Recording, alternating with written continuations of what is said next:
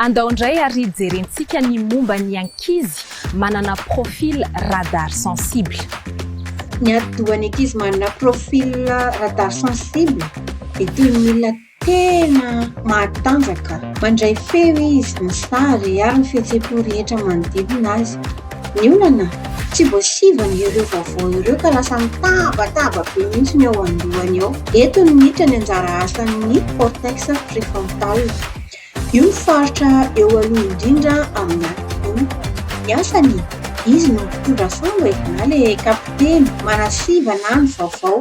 Izy miteny hoe ity feo ity zava-dehibe fa iny tabataba iny kosa avelao andalo any. Amin'ny ankizy sensible mbola malemy io mpitondra samba io ka lasa divotry ny onja ny saina.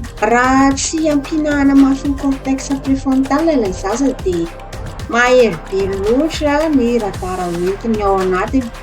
Rehefa lehibe izy dia tady fomba hampanginana izany tabataba sy tebotebo izany. Eo no mahatonga ny fironana ny zava-mahadomelina.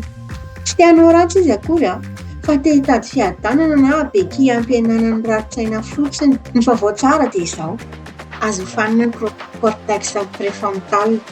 Araka ny fikarohana nataon'ny Tsangetol tamin'ny 2007, ny fanazarantena fohy sy tsy tapaka dia manamafy ny fifandraisana amin'ny faritry ny atidoha io. Izany no atao hoe vigilance. Ampianarintsika nasivana ny vaovao ny zaza mba ho lasa olona matanjaka sy mahay fiteny izy. Andao hiaro ny taranaka e. Aza miandry azo ho resin'ny tabataba ao an-dohany. Fa raha hoe sensible eo amin'ny taona maternelle dia alalany fomba nanafisana ny cortex préfrontal ianao.